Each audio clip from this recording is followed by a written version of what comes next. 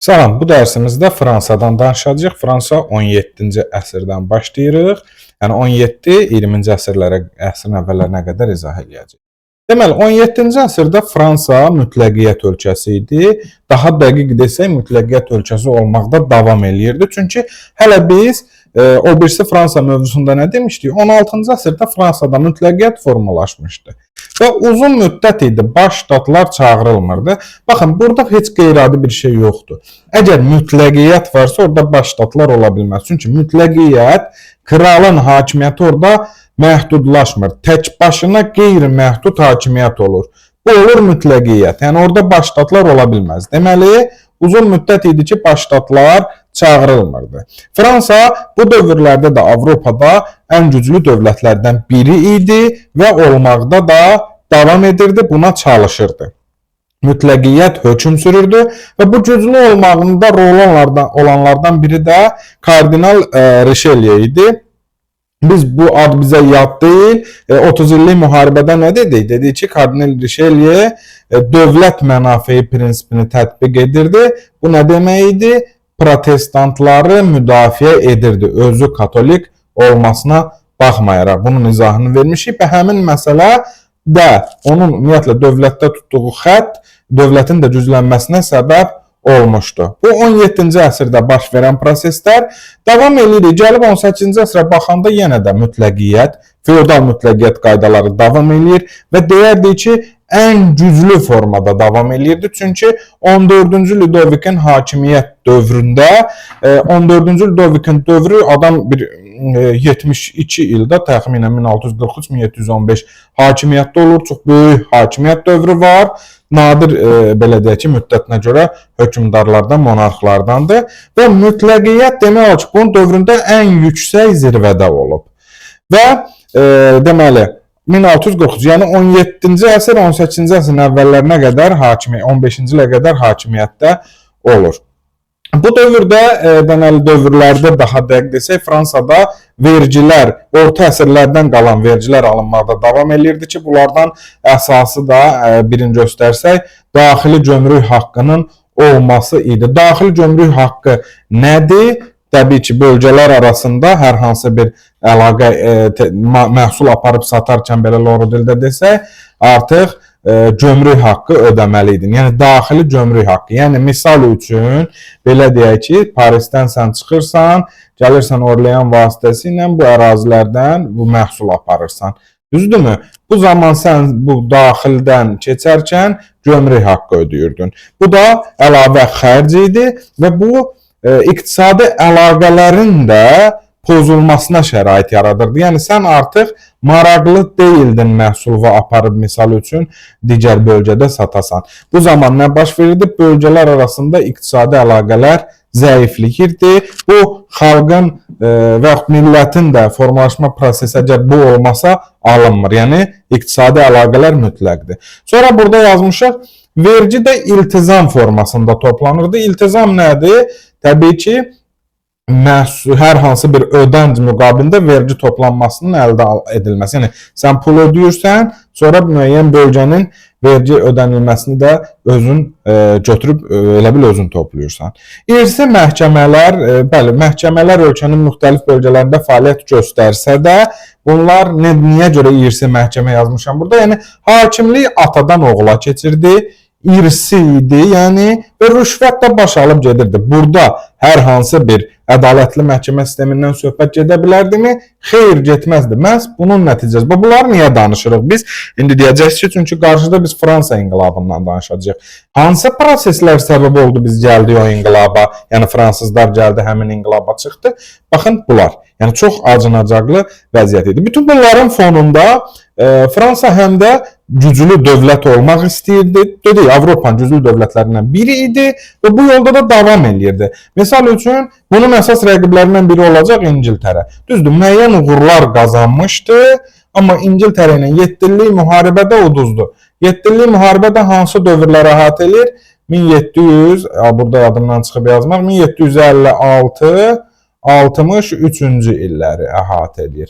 Bu dövrdə, burada indi biz bayaqdan 15-ci Ludovikdən danışırıq. Bu 15-ci Ludovikin dövrü deyil. Görürsünüz, adamın hakimiyyəti 14-cü Ludovikin 1715-də bitdi. Bunların adları dərslikdə verilmir, hakimiyyət dövrü daha doğrusu. Bu düşür 15-ci Ludovikin dövrünə. Elə bil 15 ilə yadda saxlayın. 1715-ci ildə 15-ci Ludovik gələcək. 1774-ə qədər hakimiyyət olacaq. 74-dən də 91-ə qədər o bədbəxt edam olunan 16-cı Ludovik gələcək. Deməli, 7 illik müharibə nəticəsində uduzdu İngiltərəyə.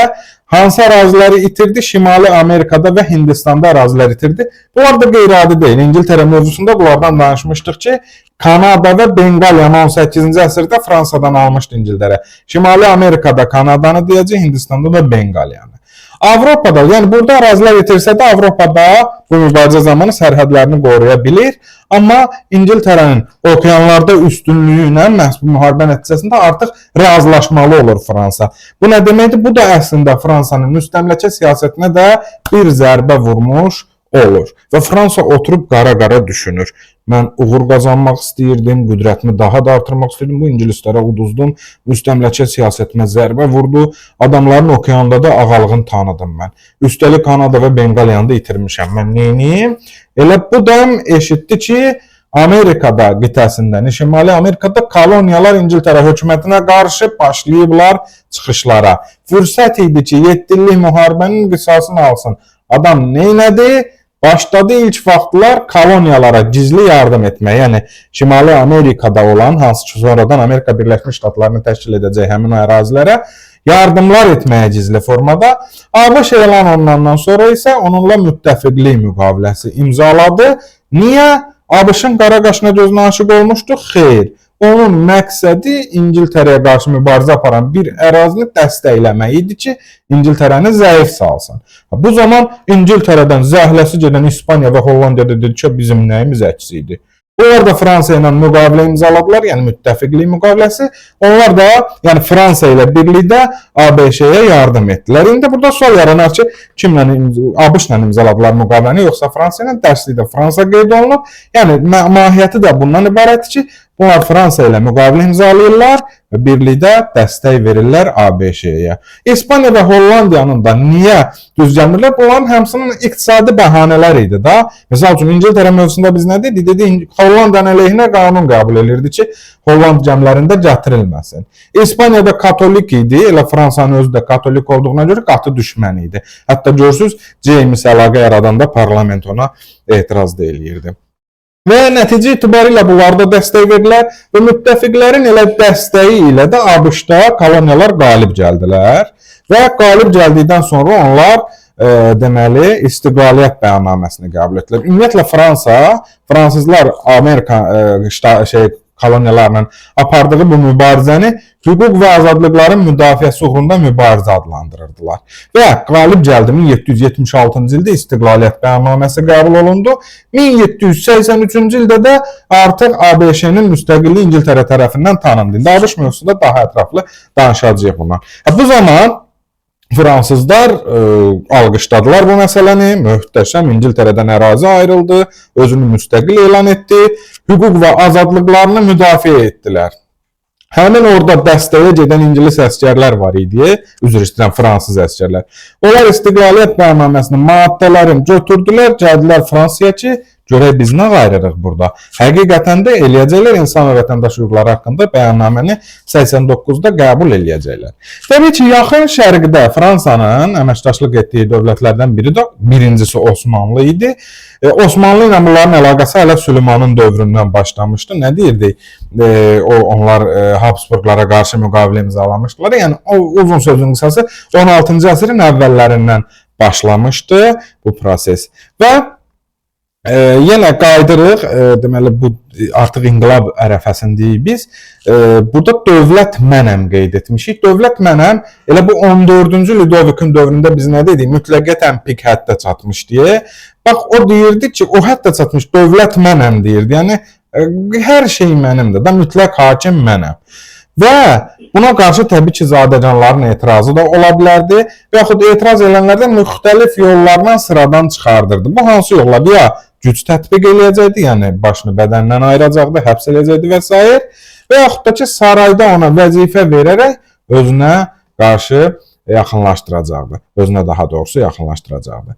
Xarici siyasəti, yenə də bu Fransa daxildə problemləri bu qədər var idi, amma bununla bərabər xarici siyasətdə də bəzən müəyyən uğurlar qazansa da, amma həmişə uğurlu olmurdu.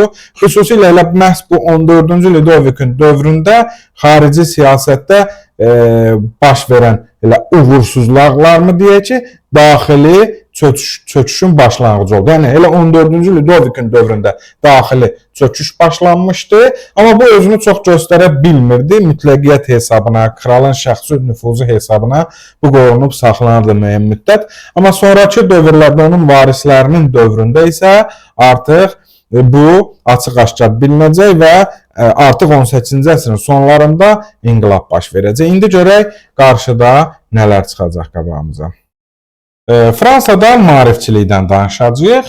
Maarifçilik necə ortalığa çıxdı? Xüsusilə də 18-ci əsrdə bu fikirlər ortalıqda gəzdi, bu maarifçilərin fikirləri. Bu nə ilə əlaqədardır? Birinci, Fransada vəziyyət o qədər acınacaqlı həddə gəlib çatmışdı. Əvvəldə qeyd elədi, yəni bərabərsizlik, yəni sosial bərabərsizlik idi, mütləqiyyət hökm sürürdü. Amma bununla bərabər maarifçilər də ortaya çıxdılar. Bu fikirlər də 18-ci əsrdə xalqı başladı maarifləndirməyə.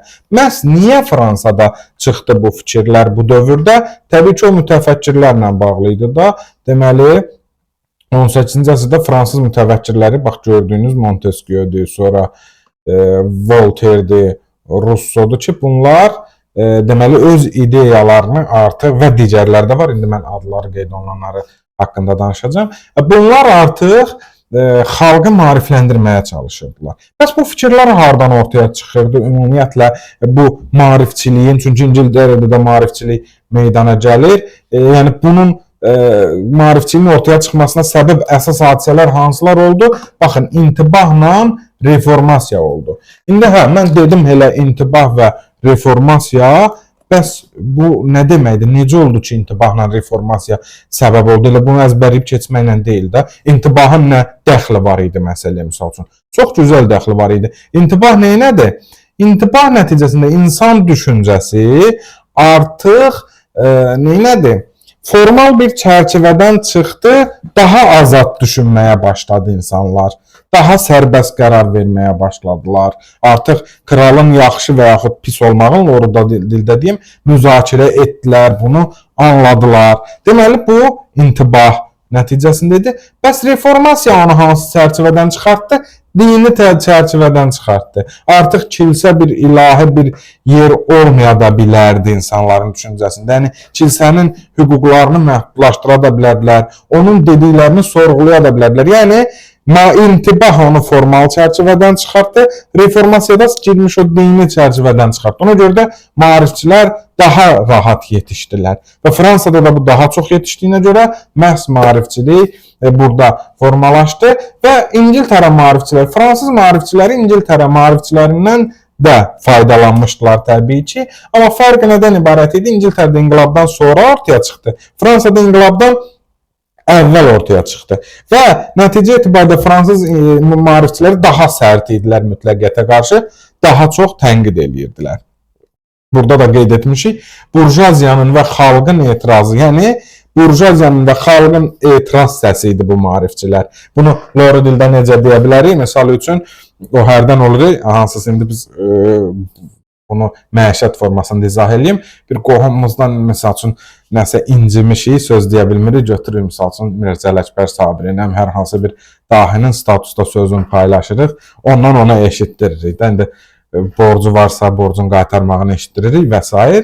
Status. O dövrdə də statusda Montesquieu'dan, Voltaire'dən statlar gətirirdilər və bunlar da tirajlayırdılar öz fikirlərini ki, xalq ayılsın. İndi Montesquieu məzarında fırlanır ki, qohum məişət mövzusuna gətirib çıxardılar məni. Misal üçün dedim. İndi bunlardan biz danışsaq elə adını çəkmişkən Montesquieu məhdud monarxiya istəyir. Yəni bu kralın tam sıradan çıxmağını istəmirdi. Deyirdi olsun, amma kral dövləti qanunla idarə eləsin. Deməsin burada mənə Bağdadda kör xəlifə. Yəni qeyri-məhdud hakimiyyəti olmasın, amma məhdud olsun. Yəni parlamenti olsun və s. Yəni İngiltərədəki kimi bir nümunə istirdi. İngiltərədə necə parlament oldu və kralın da hüquqlarını məhdudlaşdırdılar.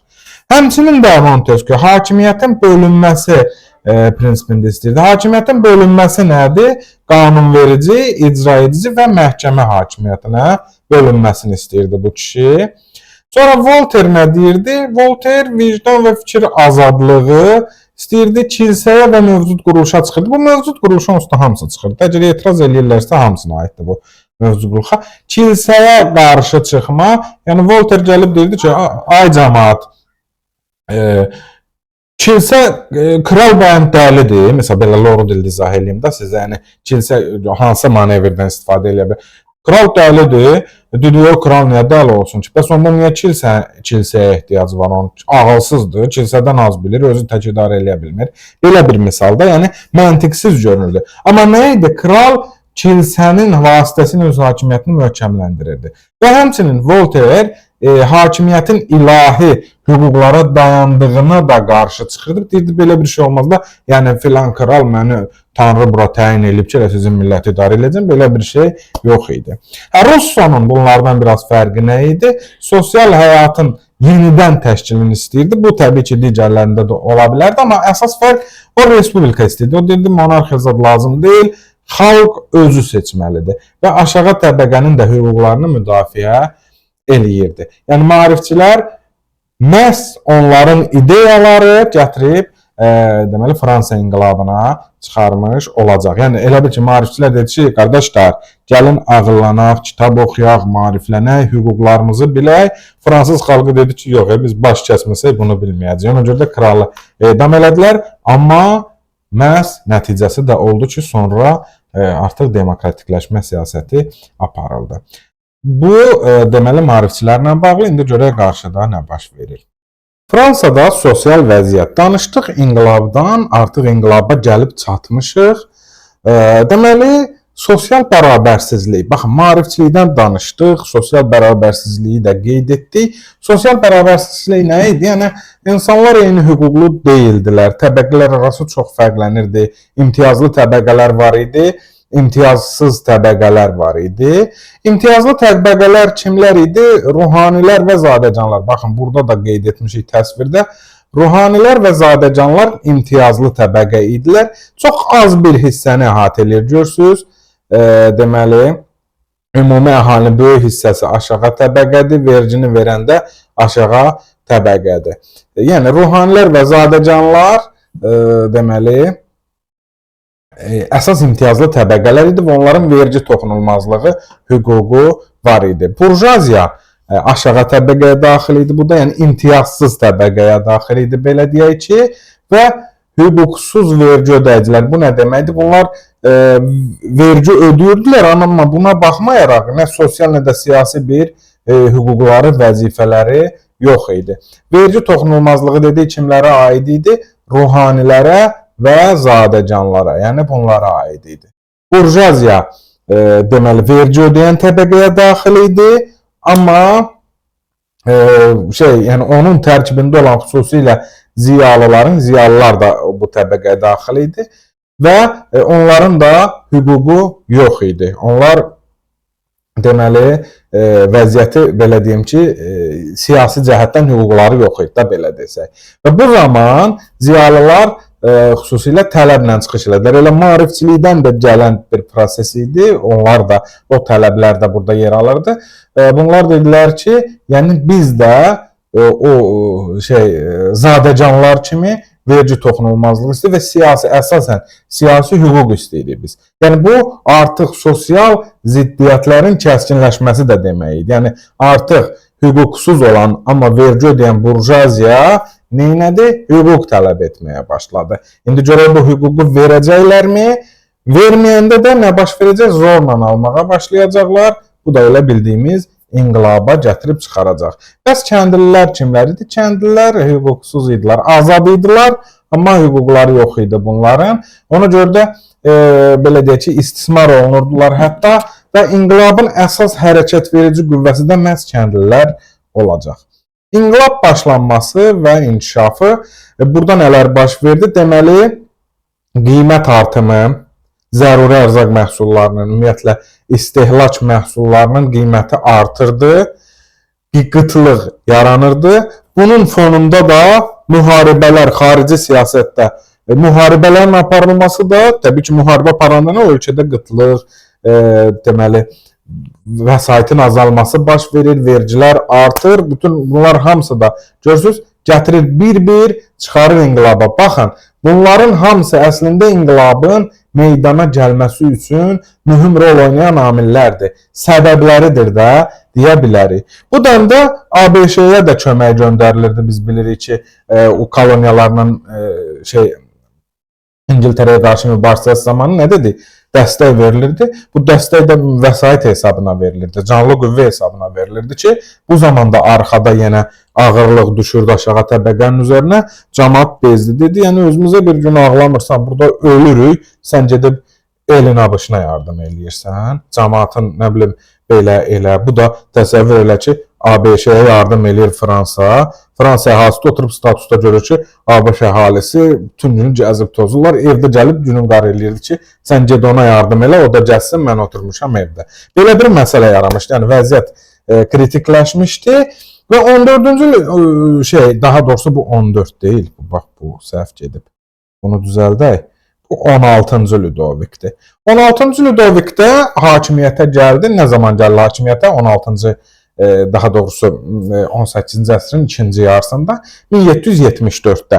Yəni 1715-ə qədər 14-cü Ludovikdir. 15 ilə 74 arasında 15-ci Ludovikdir və 16 gəldi. Və bu dövründə vəziyyət yaxşı deyildi. Aləm qarışdırmışdı bir-birinə, maliyyə böhranı və adam dedi ki, ən yaxşısı nədir? Da biz mütləq getsə belə böyük-böyük danışırıq, amma gücümüz yoxdur da acından ölməyə başlayırıq. Əhali ölür acından, daha doğrusu. Bunlar heç dəbdəbəli həyatlarından qalmırdılar. Və nə dedi? Dedi, ən yaxşısı mən vergi təyin eləmək üçün. Mən ən yaxşı baş ştatları çağırıram. 4-cü Filip yadımdadır, danışırdılar babalarımız ki, bəs o vergi təyin eləmək üçün bunu çağırmışdı. Uzun müddətdə çağırmırıq, görək nə olacaq. 1789-cu ilin mayında baş ştatlar çağırıldı. Baş ştatlarda da 3 əsas təbəqə iştirak eləyirdi. Zadəganlar, ruhanilər və aşağı təbəqə. Bunlar baş ştatlarda iştirak eləyirdi. Deməli, Ludovikin məqsədi burada nə idi? Əlavə vergilər təyin etmək, yəni maliyyə böhranını həll etmək. Və belə bir məclis toplandı, baş ştatlar çağırıldı, hamı oturub məclisində təklif irəli sürüləcək, o səs verməyə qoyulacaq, müzakirə olunacaq. Maliyyə problemindən danışıldı, islahatlardan, əhalinin vəziyyətini düzəldən məsələlərdən danışılmadı. Yəni maliyyə problemi danışıldı, islahatlar danışılmadı. Artıq aşağıda o aşağı təbəqə başladılar, oturublar bıçaq-bıçaq, ayaqlarını da belə dizlərin yelləyə-yelləyə başlayıblar bıçaq-bıçaq eləməyə ki, nə məsələdir? Belə xəbər çıxmadı. Və məsələ səs verməyə gəlib çatanda gərginlik yarandı. Gərginlik də nədən ibarət idi? Aşağı təbəqə, yuxarı təbəqə, yəni zadəganlarla ruhanilər dedilər ki, təbəqələr arası səs vermə keçirək. Aşağı təbəqə dedi ki, lazım deyil. Təbəqələr arası niyə keçiririk? Hərə özü səs verəcək, şəxsi səs vermə keçirək. Hə, bunu dildə dedik çox güzel. Bu nə deməkdir? Təbəqələr arası səs vermə nə deməkdir? Şəxsi səs vermə nə deməkdir? Bu ondan ibarətdir ki, təbəqələr arası olanda bilsiniz necə olacaqdı? Yəni, misal üçün, zadəgan təbəqəsi müzakirə elədilər öz aralarında. Dedilər ki, biz verginin artırılmasının tərəfdarıyıq. Ruhani təbəqəsi öz aralarında danışdılar. Biz də tərəfdarıyıq. İki təbəqə artıq tərəfinə səs verəndən sonra aşağı təbəqənin nə deməyinin əhəmiyyəti yox idi. Və aşağı təbəqədə çox gözəl bilirdi ki, onlar ikisi bir yerdə eyni qərar verəcəklər. Amma şəxsi səs vermə olanda aşağı təbəqə artıq say çoxluğu ilə də qərara təsir göstərə bilərdilər. Və təbii ki, bu səs vermədə gərginlik uzandı. Aşağı təbəqə dedi ki, bura bax, biz islahatlardan zaten danışmırsan, gedib orada pul toplayırsan, deyirsən ki, vergi maliyyə böhranını həll eləyək. Mən sənə onun yolunu deyirəm, maliyyə böhranını necə eləyək? Zadəganların vergi toxunulmazlığını ləğv elə. Onlar da vergi ödəsinlər. onda qəşəng olacaq. Maliyyə böhranı oradan qalxacaq. Bu da zadəcanlara sərf eləmir, qarşı durdular təbii ki. Və bu həmcə dedi ki, Konstitusiya da hazırlanmalıdır. Konstitusiyanın hazırlanması bu nə deməkdir? Mütləqiyyətə zərbədir. Kralın hakimiyyəti məhdudlaşacaq. Kral da durub belə qulaq asır. Birdən qəfil baxdı ki, bunlar nə danışır? Konstitusiya, mənim hüquqlarım gedəcək, belə bir şey ola bilər. Konstitusiya qəbulu heç olmaz və bunları təklifləri təbii ki, qəbul olunmadı. Bunlar da dedi ki, bilirsiniz nə var? Qəbul eləmişsiniz, biz özümüz məclis olacağıq. Və özlərini ayrıca milli məclis elədilər artıq bundan sonra. Milli məclis, yəni öz təbəqələr vardı. 3 təbəqədən bir aşağı təbəqə idi. Fikir ayrılığı olduğuna görə bunlar çıxdılar, o vergi toxunulmazlığı və konstitusiya məsələsi qəbul olmadığını. Getdilər ayrı məclis elədilər, dedilər biz xalqıq, məclis də xalqın məclisidir, ona görə milli məclis görürsünüz. Milli məclis elan olundu. Dedi kim istəyirsə gəlsin, qoşulsun bizə, əla. Zadəcanlara dəvət göndərildi. Zadəcanlar dəllərlə belə də sərf eləmir axı onlara. Amma o çətin vəziyyətə düşəndə ruhanilərin aşağı təbəqəsi və təbii ki, bəzi zadəcanlar gəlib qoşuldular. Bunlar nə istədilər? Dedilər ki, kral hakimiyyətinin belə deyək ki, məhdudlaşması ilə bağlı. Təbii ki, artıq bunların arasında bir saniyə bunuya belə oldu.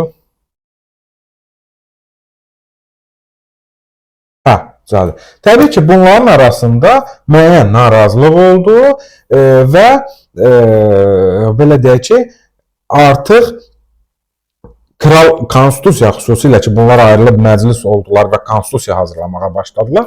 Konstitusiyanın hazırlanması da artıq kralın hakimiyyətinin düşməsi demək idi.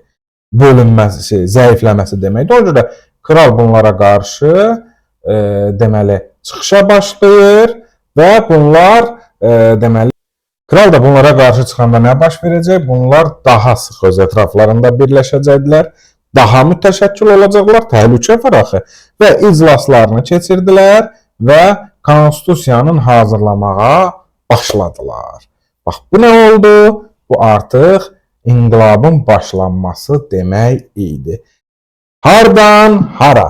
Kral neynədir? Kral dedi ki, baş ştatları çağırıram, maliyyə problemini həll eləyəcəm, vergilər artıracam. Amma iş oraya gətirdi ki, həmin baş ştatlar məhz çağırılması inqilabın başlanmasına gətirib çıxardı. Yəni, məclis oldular və bununla da məsələ həll edilmiş oldu. Təbii ki, bunlara dinc qoymurdular və Bastiliya qalasının ələ keçirilməsi artıq elə 89-cu ildə aşağı təbəqənin ilk qələbəsi idi mütləqiyyət üzərində, belə deyək ki. Bastiliya qalası da Parisdə ambar həbsxana rolunu oynayırdı. İndi bu dərslikdə qeyd olunur. Əslində, əksər yerlərdə Bastiliya qalasının tutulması üsyançılar üçün belə deyək, heç də əlverişli bir şey deyildi. Lazımsız bir şey idi əslində onlar üçün, artıq bir şeydir belə deyək. Amma bir simvol oldu. Yəni, bir qalanın ələ keçirilməsi, mütləqiyyətin dayağı, orada həbsxanalar var idi ki, məhbuslar var ki, artıq bir inam yaratdı ki, biz bunu bacara bilirik. İndi görək inqilab necə inkişaf eləyəcək qarşıda. Artıq Bastiliya tutuldu, müəyyən deməli ilk qələbə qazanıldı, müəyyən qərarlar verildi və vacib qərarlar idi bunlar. Dedilər ki, feodal sistemi ləğv olunmalıdır. Ruhani və zadəcanların hüquqları, o vergi toxunulmazlığı hüququ var idi, sonra bərabərsizlik hüquqları var ki, bunlar əlindən alınmalıdır onların və bərabərlik hüququ verilməli idi. Bərabərlik hüququ nə deməkdir? Yəni, ruhani və zadəcan da mənim kimi vergi ödəyəcək, mən də həmin ruhani və zadəcan kimi vəzifə tuta biləcəm, siyasi hüquqlarım olacaq. Yəni, bunlar vergi ödəməkdə, həmçinin vəzifə tutmaq, siyasi hüquqlarda hamı üçün bərabər olmalıdır. Və 1789-cu ildə insan və vətəndaş hüquqları haqqında bəyannamə qəbul edildi. Hansı ki, dedik, ABŞ-nin istiqlaliyyət bəyannaməsi əsasında hazırlanmışdı. Orada olan əsgərlər o müddəaları götürüb gəlmişdilər. Və burada nələr nəzərdə tutuldu? Azadlıq və bərabərlik hüquqları, yəni insanlar azaddılar, bərabər hüquqa malikdilər. Hakimiyyət xalqa mənsubdur, xalqın suverenliyi hüququ, söz, mətbuat azadlıqları, vicdan azadlığı da deyək, bunlar da öz əksini tapdı. Onlar əgər zülmə məruz qalardılarsa müqavimət göstərməli idilər. Fikir və düşüncə azadlığı ən əsas müddəalarından biri idi. Həmçinin qanunsuz həbslər də qadağan edilirdi. Bu həmin o insan vətəndaş hüquqları haqqında bəyannamədə öz əksini tapmışdı. Sonra deməli bundan sonra daha doğrusu bəyannamədən sonra 1791-ci ildə konstitusiya hansı ki dediyilə dərd bunun dərdi idi də konstitusiya hazırlamağa başlamışdılar. Kralın da çestinə dəymişdi ki, hakimiyyətin məhdudlaşır, ona görə mübarizəyə başlamışdı. 1791-ci ildə nə baş verdi? Konstitusiya qəbul olundu və bu konstitusiyada xalqın suverenliyi, hakimiyyətin bölünməsi prinsipi təsbit olundu və Fransa elan olundu konstitusiyalı monarxiya. Niyə ki konstitusiyalı monarxiya deyirik? Çünki kral hakimiyyəti var idi, amma kralın hakimiyyəti məhdudlaşdırıldı. Amma yenə də kral var. Kral olduğu üçün də biz buna konstitusiyalı monarxiya deyirik. Və yaxud da məhdud monarxiya da deyə bilərik, eyni şeydir. Yəni parlamentli monarxiyada, konstitusiyalı monarxiyada bunlar hamısı məhdud monarxiya hesab olunur. Təbii ki, kral tərəfdarları bundan barışa bilməzdilər. Ona görə daxildə mübarizə gedirdi. Yenə də ixtişaşlar var idi. Bununla bərabər xarici ölkələrin monarxları da mübarizə aparırdılar. Ona görə də həm daxili, həm xarici mübarizə respublika tərəfdarları kralı 1792-ci ildə həbs elədilər. 1792-ci ildə vətənə xəyanətdə günahlandırılaraq, günahkar bilinərək edam olundu və 1792-ci ildə Fransa artıq oldu respublika. Və bu bir ilk idi. Əsrlər boyu davam edən mütləqiyyət devrildi, monarxiya devrildi və Fransa oldu respublika. İndi görək Fransa respublikasında nələr baş verəcək, necə davam eləyəcək qarşıda. Deməli, biz dedik ki, xarici qüvvələr də buna inqilaba qarşı idi. Çünki o monarxlar, krallar bərk narahat olurdular ki, bu Fransada uğur qazanarsa bunlar, bizim əhali də bunlardan ruhlanacaq. Təsiri olacaq, bir domino effekti də belə deyə ola bilərdi. Ona görə narahat idilər. Hətta 1792-ci ilin sentyabrında xarici qüvvələrin hücumunun qarşısı da alınmışdı. Uzun sözün qısası dedik, 92-də respublika elan olundu. Artıq Fransa 1793-cü ildə kralın edam edilməsi vəziyyəti daha da gərginləşdirdi. Bu zaman Avropalan Avstriya, Prusiya, İspaniya, İngiltərə, Hollanda krallar Fransa inqilabına qarşı birləşdilər, əslində mübarizə apardılar və belə bir dövrdə daxildə qarşı durmalar var. İnqilab tərəfdarları, yəni respublika tərəfdarları, kral tərəfdarları. Üstəgəl xaricdən inqilaba qarşı mübarizə, aləm qarşı bir-birinə tez-tez dəyişikliklər baş verəcək. Ona görə də Yakobinçilər 1793-cü ildə hakimiyyətə gələcək, 1793-94-cü illərdə hakimiyyətdə olur və Yakobinçilərin dövründə Yakobinçilər kimlər idi bu arada onu qeyd edək. İnqilab dövründə Yakov kilsəsində toplaşıb qərarlar verən inqilab tərəfdarları idi. Onlara Yakobinçilər deyirdilər, həmin o kilsənin içərisində toplaşdıqlarına görə. Və Yakobinçilər dövründə İctimai Təhlükəsizlik Komitəsi yaradıldı və bunun qərarları, bunun mövcudluğu dövrü, yəni Yakobin dövründə terror dövrü də adlandırılır. Deməli, Təhlükəsizlik Komitəsinin rəhbəri olan Robespierre deyirdi ki, yəni terror, mənbədə verilib PDF-də də, yəni terrorla, yəni belə deyim də, loru dildə onu izah edirəm mən, inqilab dövrüdür. Qarşı həm xaricdən, həm daxildən təhlükə var. Ona görə də terror normaldır. Biz terrorla yaxşı eləyib mübarizə aparırıq bizə qarşı gələnlərə. Və həkim gilyotinin hazırladığı gilyotin edam maşını deyək var idi ki, bu da əslində həmin o terror rejiminin bir rəmzinə çevrilmişdir. Gilyotin bilirsiniz də nədir? Başın keçirdir, yuxarıda iti uclu dəmir olur. Buraxırlar, başın qırır bədənindən, ayırır. Maraqlı alətdir bu arada və dedik xaricdə də mübarizə var, daxildə də problemləri var, amma əhali canla, başla, həvəslə döyüşürdülər, mübarizə aparırdılar. Bunun səbəbi nə idi? Səbəblərindən deməli bütün mükəlləfiyyətlərin ləğvi haqqında qanun qəbul olunmuşdu. Qiymət məhdudiyyəti qoyulmuşdu ərzaq məhsullarına. təhsil haqqında qanun var idi. İlk dəfə icbari ibtidai təhsil haqqında qərar verilmiş, düzdür, tam həyata keçirilmir. Qadınlar fəal idilər inqilabın gedişində. Həmçinin bu vaxta qədər aparılan mübarizələrdə də bir fərq yarandı. Bu nədən ibarət? Bu vaxta qədər iki kralın bir-biri ilə sözü çəp gəlirdi, yığırdı öz muzlu döyüşçülərini, əsas bunlardan ibarətdə. Gedirdilər sözlərini həll edirdilər. Hər hansı bir üsyan baş verirdi, kral öz muzlu ordusunu götürüb gedirdi. Yəni bir sistem belə idi. Amma burada tamam başqa cür oldu. Bütün xalq ayaqdadır. Bütün xalq Fransa üçün döyüşür, təsəvvür elə. 1793-cü ildə ümumi səfərbərlik elan olunur, ümumi hərbi mükəlləfiyyət, yəni hər kəs orduya cəlb olunurdu. Yəni də ümumi fərq qoyulmurdu, bu kəndlidə bu zadəcandır. Və ordunun da silah tələbatını ödəmək üçün hökumətin sifarişi ilə manufakturalar yaradılırdı. Yəni birlikdə qəşəng bir sistem formalaşdırılır ki, mübarizə əzmimiz güclənsin. Ona görə də bütün xalq müharibədə idi. Əslində bu Fransa inqilabı, əslində Fransanın ordusunun bu formada formalaşdırılması da müasir millətçiliyin də əsasını qoydu. Yəni fransızlar özləri bir oldular mübarizə. Hansı ki, mütləqiyyət dövründə onların belə desək, bu əzmi sındırılmışdı.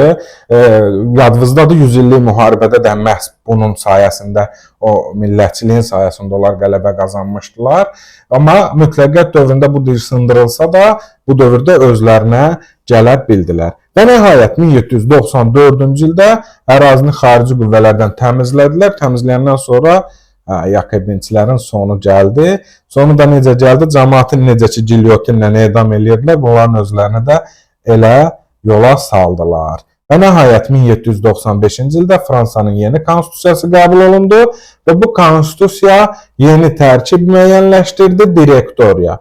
Direktoriya məclis tərəfindən seçilən 5 nəfərdən olan bir icra hakimiyyəti idi. Yəni icra funksiyasını yerinə yetirəcəkdi. Amma xarici ölkələrdən, düşmənlərdən təmizləndi o demək deyil ki, xarici müharibə başa çatdı. Təbii ki, direktoriya dövründə də xarici müharibələr davam eləyirdi. O qədər də, misal üçün, əvvələ nisbətdə dəyişikliklər edə bilmədiyinə görə direktoriyaya qarşı da üsyan baş verdi və həmin üsyan Napoleon Bonaparte tərəfindən yatırıldı. Bu vurhavurda təbii ki, xarici artıq işğallar, mövqe müharibələri aparılırdı Fransa tərəfindən və Avstriya və Misirdə müharibələr aparılırdı. Xüsusilə Misirdə türklərə uduzma onun nüfuzdan saldı, ona belə deyək ki, ziyan verdi, xalqın belə deyək ki, gözündən saldı. Ona görə də oradan qayıdan Napoleon artıq 1799-cu ildə çevriliş eləyərək direktoriyanı devirdi. Deməli, necə olacaq? 1792 Respublika elan olunacaq. 93-də deməli İctimai Təhlükəsizlik Komitəsi, yəni Yakobinçilər tərəfindən yaradılacaq. 93-94-də mövcud olacaq. 95-99-cu illərdə də direktoriya dövrü. İndi görək qarşıda nə baş verir. Deməli, Fransa inqilabı və Avropa ölkələri təbii ki, ilk bu mövzunun slaydın əvvəllərində danışdıq əslində bunun haqqında. Amma ilk vaxtlar Avropa dövlətləri o qədər də narahat deyildilər əslində. Hətta 1791-ci il Fransanın konstitusiyasında nəzərdə tutulmuşdu ki, işğalçılıq siyasəti etməyəcəyik biz. Bu da bir daha göstərirdi ki, Fransanın öz daxili üsyanlarıdır, işğalçılıq etmək istəmir. Əksinə bu bizə çox sərf eləyir. Fransa daxildən zəifləyəcək, oturaq seyr eləyək. Belə bir düşüncə ilə yanaşırdılar ilk vaxtlar Avropa dövlətləri. Amma bir də gördülər ki, monarxiya devrildi. Monarxiya devriləndən sonra artıq bunlar hərəkətə keçəcəklər. Amma hərəkətə keçməyə başlayanda da bunların öz aralarında da normal münasibət yox idi. Fikir ayrılıqları var idi. Misal üçün, Rusiya ilə Avstriya Osmanlıya qarşı 1787-91-ci il müharibəsində idilər. Prusiya özü Avstriyaya müharibə etməyə hazırlaşırdı. Yəni, belə bir siyasi durum var idi bunların arasında da.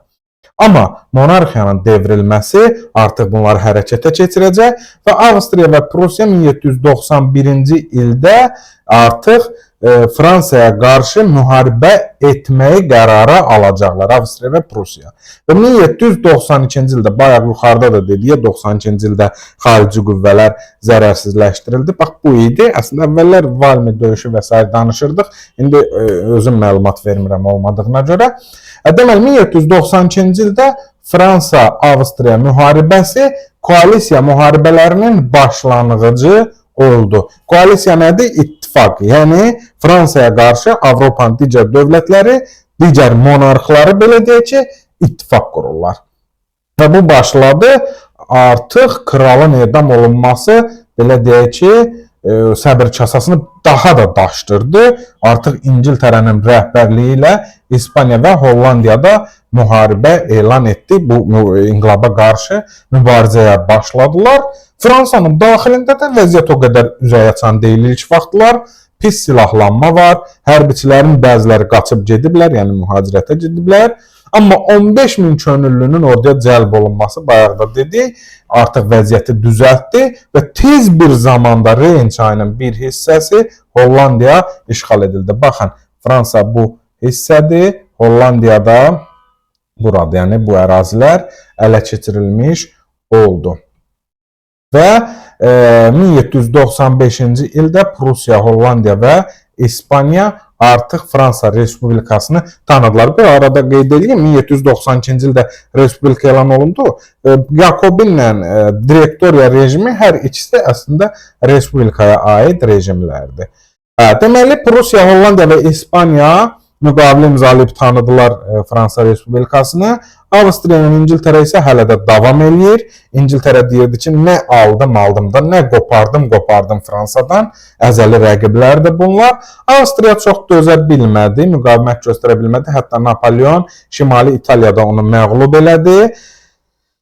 Belə deyək də, İtaliyada bu hissədir, şimal hissələri. Bu zaman deməli müqavilə imzalandı. Hər iki dövlət müqavilə əsasən Balkanlara daxil oldu. Balkanlarda da kimə yaxınlaşırdılar? Osmanlıya. Osmanlının sərhəddində artıq dayandılar. Avstriya buradır da. Burada Fransadır, gəlib bura çıxıb artıq Balkanlarda Osmanlının sərhədlərində idilər. İngiltərə neynədi? Daha doğrusu indi qalıb bir dənə İngiltərə, Avstriyanı da müqavilə imzalatdıq. İngiltərə daha doğrusu Fransanın İngiltərə ilə bağlı planı nə idi? Onun Hindistan ticarətində mühüm rol oynayan Misir ərazisi var idi ki, dedi əvvəl Misiri tutacağım, sonra ondan müqavilə imzalayacağım. 1798-ci ildə Napolyonun rəhbərliyi ilə Fransaya, Misirə qoşun çıxarıldı. Bunu eşidən Osmanlı, İngiltərə və Rusiya birləşdilər. 1799-cu ildə Napolyon uduzdu. Yaranmış bu fürsətdən istifadə edən Avstriyada Rusiyanın köməyi ilə Şimali İtaliyanı qaytardı, belə deyək ki, və deməli, neynədi? Şimali İtaliyanı qaytarmış oldu. Sonra nə baş verdi?